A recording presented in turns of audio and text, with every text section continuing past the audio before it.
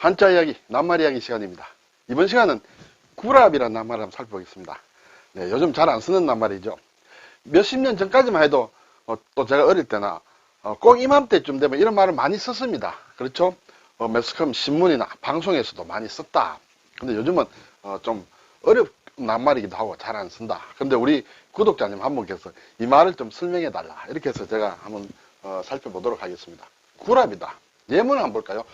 지금하고 상관없습니다. 예전에 나온 예문들이다. 나는 구랍 23일자 신문을 뒤적여 신춘문예 당선자 명단을 확인하였다. 정부는 구랍 8일에 대학 입학 정원을 대학 자율에 맡기겠다고 발표했다. 옛날 기사입니다만 상당히 이렇게 뉴스라든지 이런 거 할 때 많이 썼다. 구랍. 구랍이 어떤 뜻이냐 이런 것을 살펴보겠습니다. 네, 글자는 좀 복잡합니다. 예, 구자도 핵이 많습니다. 그리고 랍자는 이런데 구랍이라든지 이 관련된 낱말 이해는 잘 안 쓴다. 납향이다.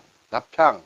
뒤에서 보겠습니다만 어떤 납과 관련된 날, 납일에 제사를 지내는 것이다. 또는 섣달이다. 섣달이라는 것은 12월 달을 얘기하죠. 동지달이 11월, 섣달이 12월, 주로 이제 음력으로 보면 얘기합니다만 이 낱말 자체가 음력을 쓰던 시대를 기준으로 한 것이다. 그래서 원칙은 음력 기준으로 해야 되지만 요즘은 양력을 쓰다 보니까 양력 기준으로도 지난해의 마지막 달을 얘기한다. 그때 구랍으로 얘기를 합니다만 뒤에서 보겠습니다. 자, 예구다. 자, 이 글자는 이제 여기에 세추자가 들어가 있고 풀초가 있는데 풀이 많을 추 또는 물억새환, 억새풀이에요. 억새풀, 억새풀의 종류다. 물억새환. 그리고 새를 가리키는 어떤 부엉이, 수리 부엉이를 가리키는 환으로도 쓴다. 그리고 절구구다. 쉽게 외우기 위해서는 쉽게 외우기 힘듭니다만 사실은 어떤 부엉이가 새가 어떤 뭐라 할까요? 어디에 이렇게 걸려 있다, 갇혀 있다. 그렇죠? 그게 뭉둥이 같은 데 빠져 있다. 그러면 오래됐다. 이렇게 억지로 외울 수 있을까요? 약간 예 구자다. 발음이 이제 여기서 왔죠. 절구구. 예, 납향, 납, 섭달, 납이란 것은 6달을이다. 고기와 관련된다. 그리고 발음은 목갈기렵이다. 목에 갈기가 난 것, 사자의 목에 사자 갈기, 말의 갈기라든지 그런 갈기를 가리키는 글자다. 글자 상당히 어렵죠. 네, 뒤에서 다시 좀 자세히 보겠습니다. 그래서 구랍이다. 네. 그러면 섣달이라고 하면 지나간 해의 섣달을 얘기한다. 그렇죠? 지나간 해 섣달 한 달 동안을 구랍이라고 한다. 네. 국어사전을 보니 지난 해의 마지막 달, 그렇죠? 또 다른 말로 보면 지난 해의 섣달이다. 네. 갱납이라고도 한다. 이렇게 돼 있어요. 섣달이다. 우리가 동지달 11월 동지 섣달, 12월 섣달이다. 이 섣달이라는 것은 음력으로 한 해의 맨 끝달, 음력 12월 달을 얘기한다. 그렇죠? 이것은 설달이다. 설이 들어있는 달이다. 그것이 섣달 이렇게 변했다. 설은 1월 1일인데 왜 12월이 되느냐 이렇게 하는데 옛날에는 아주 중국에서 아주 고래로부터 이렇게 새해가 많이 바뀌었습니다. 정월달이라는 것이 왕조에 따라서 여러 번 바뀌었다. 어떤 때는 어떤 시대에는 지금 기준으로 보면 음력 10월달이 정월달이고 또는 11월달을 정월달로 한 데도 있었고 12월달을 정월달로 새해로 1월달로 한 적도 있었다. 이때 우리나라의 경우는 예를 들어서 지금 동이족이라고도 하는데 동이족의 왕조라고 할 수 있는 은왕조, 상왕조, 그렇죠? 은나라 시대에는 12월 1일이 설날이었다. 그렇죠? 그것을 우리도 예전에 이제 부여로 통해서 그것이 이제 전통이 되어 있었다. 그래서 원래는 우리나라에는 옛날에 12월 1일이 설날이었다. 그래서 설이 들어있는 달이 섣달이다. 그래서 12월 달을 섣달이라고 한다. 이렇게 되겠죠. 자, 어쨌든 지난 해의 섣달이 구랍이라고 한다. 이렇게 되겠죠. 그래서 지금 이제 양력으로 1월입니다. 그러면 작년도 2023년도 12월 달을 가리킬 때는 구랍이라고 얘기할 수가 있죠. 원래는 음력이지만 양력으로도 쓸 수는 있다. 이렇게 되겠습니다. 그래서 작년 12월 예를 들어 20일 날에 무슨 일이 있었다 할 때 구랍 20일 그러면 작년 12월 20일을 얘기하는구나 이렇게 이제 알아채는 것이죠. 자, 이것은 이제 구랍 갱납이라고도 했고 또는 납월이라고도 한다. 섣달이 들은 달이다 이렇게 되겠죠. 네. 이 납이라는 것은 상당히 이제 잘 안 쓰는데 글자를 뜯어보면 육달월에다가 이렇게 산양엽입니다. 수렵한다. 산양엽. 이것은 개사슴록이 들어갔죠. 네, 개사슴록이 들어가서 이게 산양을 하는 뜻이다.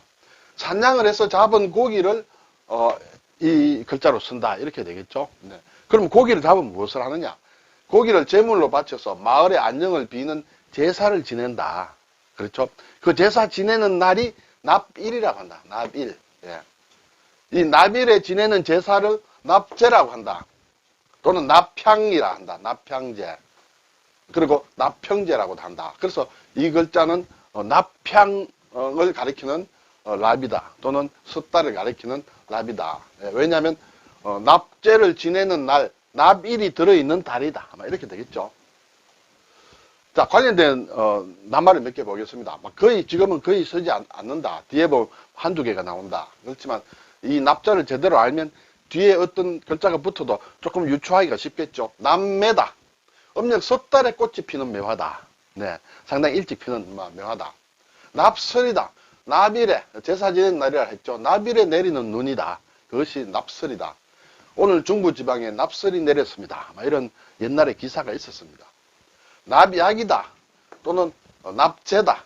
요거 제는 약제를 얘기하죠. 네. 조선시대에 납일에 임금이 근시와 지밀라인에게 나누어주던 약이다. 아마 임금이 나눠준 모양이에요. 근시라는 것은 가까이 모시는 이제 신하를 얘기하죠. 지밀라인, 상궁들 같은 그런 사람들에게 약을 나눠줬다. 납육이다. 소금에 절인 돼지고기를 얘기하기도 하고, 또는 약에 쓰려고 납일에 잡은 산짐승의 고기다. 또는 납일에 여러 신에게 고하는 제사에 쓰이는 산짐승의 고기다. 그래서 납자를 알면 뒤에 뭐가 붙으면 대략은 유추할 수 있다. 이렇게 되죠. 납주다. 음력 12월 달에 담궈서 다음 해에 걸러 마시는 술을 납주라고 한다. 이제 범납이다. 이것은 우리가 가끔 쓰죠. 요즘도 가끔 나온다. 성녀가 된 뒤로부터 치는 나이다. 그렇죠. 출가해서부터는 이제 새로 한 살로 치는 것이에요. 그쪽 불교에서는 예를 들어서 그래서 총 나이는 세수라고 하죠. 세상에 태어나서 어떤 돌아가실 때까지 세수인데 그중에 범납은 몇 살이다 하면 언제 출가한 날은 그 전에는 빼고 순전히 출가한 날 이후를 세는 것을 범납이라고 한다. 한여름 동안의 수행, 글쎄요, 하안거가 될까요? 그 수행을 마치면 이제 한 살로 친다. 계랍이다. 계를 받은 것이다. 볼까요? 하랍이다. 예, 하안거를 지냈다고 할까요? 성납이다. 스님의 나이를 범납이라고 한다. 복납이다. 복은 엎드려 복이죠. 삼복, 초복, 중복, 말복, 복이다. 복날, 더울 때죠. 복날과 나빌도 아주 추울 때다. 아울러 이러는 말이다. 그래서 여름에 제일 더운 날과 겨울에 제일 추운 날을 합쳐서 복납이라고 했다. 네. 히랍이다. 네, 히랍. 그리스를 업력한 것이다. 히랍. 그렇죠. 히랍처라. 이러한 얘기를 많이 씁니다. 주로 범납이다, 히랍이다. 이것은 아직까지 좀 남아서 쓸 수 있다.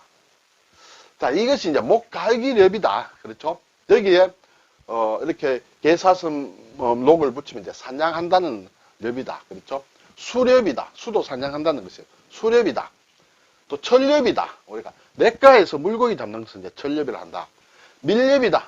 금지된 사냥을 하는 것을 특정 시기나 특정 지역을 사냥을 못하도록 했는데 몰래 하는 것이 밀렵이다. 밀렵군. 엽총이다. 그렇죠? 사냥총이다. 섭렵한다. 걷는다. 물을 건너서 여기저기 다니면서 여러 가지 경험을 해보는 것을 섭렵한다. 엽색이다. 색을 쫓아다닌다. 여색을 쫓아다닌다. 엽색 행각. 그런 말이 있죠. 엽기적이다. 기이한 것을 사냥한다. 기이한 것을 쫓아다닌다. 그것이 엽기적이다. 엽관제도다. 엽관제도. 선거에서 이긴 정당이나 대통령이 관직 임명권을 갖는 제도를 행정하기 위해서 엽관제도라고 한다. 그렇죠? 자, 여기에 벌레 충자를 넣으면 밀랍이다. 밀랍. 밀이란 것은 꿀찌꺼기를 끓여서 짜낸 기름을 밀이라고 한다. 또는 왁스라, 밀초, 양초 이런 것을 가리킬 때 쓰는 글자이기도 하다. 그래서 밀랍이라는 낱말은 벌집을 만들기 위하여 꿀벌이 분비하는 물질이다. 꿀벌이 이제 벌집을 만들 때 그 자기가 분비하는 이제 그것이 밀랍이다. 누런 빛깔로 상온에서 단단하게 굳어지는 성질이 있다. 밀랍 인형이다. 뭐 이런 거 뭐 박물관이나 기념관 이런 데 가면 밀랍이는 가끔 볼 수 있습니다. 성납이다 하는 것은 파라핀을 얘기한다. 쇠금자를 붙이면 땜납이다. 땜납랍이다. 또는 주성납이다.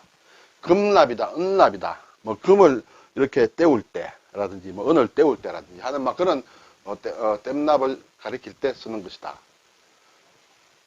자, 이것이 이제 목갈기렵이라고 했죠. 윗부분에 보면 이렇게 내천자 모양이죠. 여기에 네모하고 이렇게 되어 있습니다. 근데 이것이 비슷한 것이 이제 요 글자죠. 이것은 이제 정수리 신에다가 이렇게 머리카락이 나 있는 모양이다. 그래서 육다리를 붙여서도 그렇고 그걸 얘기한다. 골레다. 머리 부분을 얘기한다. 목갈기다. 갈기털을 얘기하므로 이 부분도 어떤 털을 얘기한다. 이렇게 볼 수가 있겠죠. 근데 정수리 신과 비교해서는 여기 점이 없다. 그렇죠. 점이 없다. 이렇게 되겠습니다. 막 괴로워할 뇌라든지 만호, 보석의 만호, 노자다. 아랫부분은 쥐석자와 닮았죠. 그렇죠. 이렇게 해서 네, 이렇게 해서 이렇게 들어간다.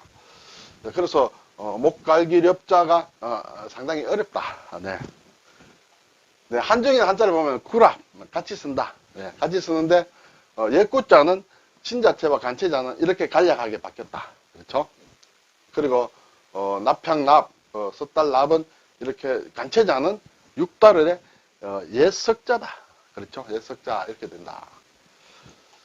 네, 오늘 구랍이다. 네, 구랍. 지난해의 마지막 달을 얘기한다. 범납은 스님의 출가 이후의 나이를 얘기한다. 히랍, 그리스의 음력이다. 이런 것을 한번 살펴봤습니다. 감사합니다.